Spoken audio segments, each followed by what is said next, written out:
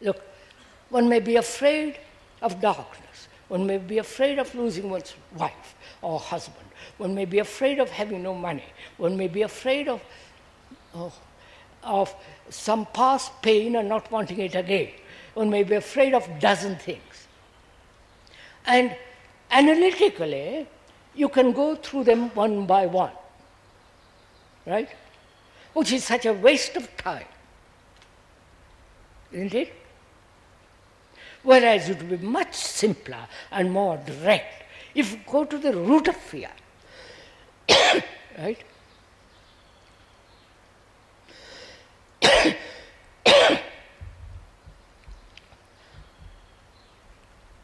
I don't think many of us realize or are aware deeply the nature of fear, what it does to human beings.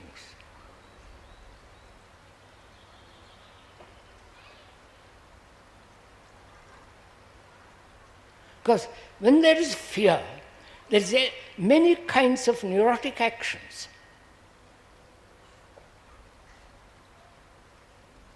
Fear of being lonely. You know, most of us are, most of you are lonely. And so you seek companionship, escaping from loneliness. So companionship becomes very important. And if you have no companionship, fear arises.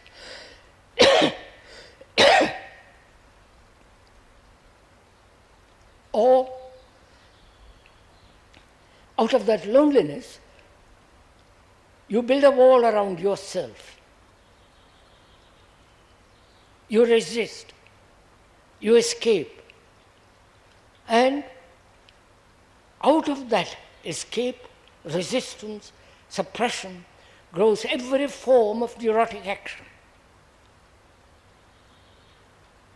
So, it is very important to understand the nature and the structure of fear,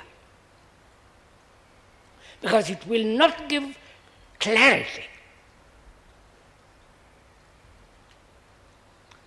And there is no clarity, there is no awakening of intelligence, which is our meaning that we have gathered together here to see if we cannot awaken that intelligence which is neither yours nor mine.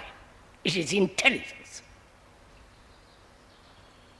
And that intelligence has its own action, which is non-mechanistic, and therefore without cause. I wonder if you understand all this. Right? Somebody, yes? So it's very important to understand and be free totally, completely of fear.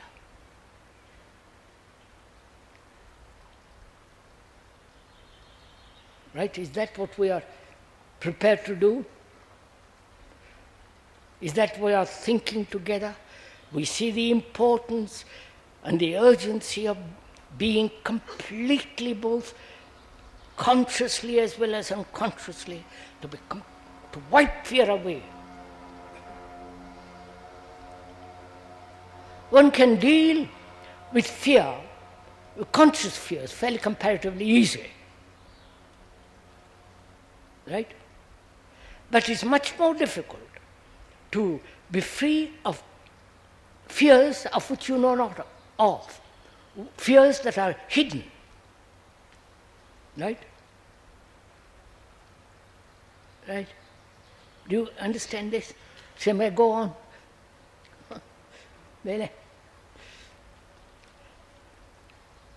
How are you going to examine the deep-rooted fears? Is it possible to examine them? Psychologists say it is possible through analysis. Right? Through dreams, through careful psychoanalytical therapy. That is, one must go into this question of analysis altogether, so that the mind is free from the analytical process.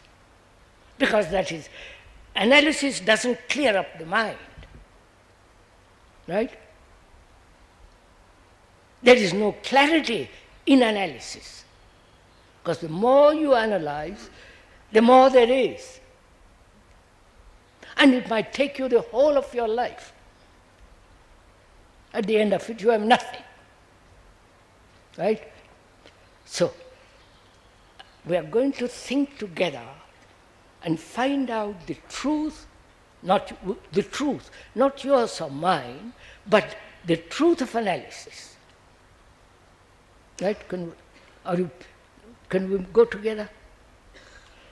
First of all, in analysis, there is the observer and the observed, right? The analyzer and the analyzed. Which is, the analyzer says, I'm going to analyze my reactions, right? My dreams, my desires, my fears. But is the analyzer different from the fear? You understand?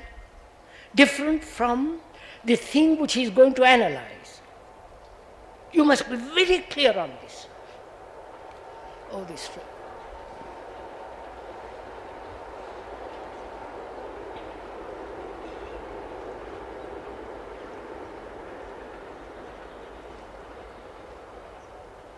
We are asking, is the analyzer different from the analyzed? If you say they are different, which most of people do, then you are caught in everlasting conflict. Right? That is, the analyzer being different, he can examine he can examine his responses of jealousy, anger, violence, and in that examination, in that analysis, the examiner thinks he is separate, right? And this separation will inevitably divide. And therefore there must be conflict. Right? Where there is division, there must be conflict. There are divisions between two nations and so on. Divisions between man and woman.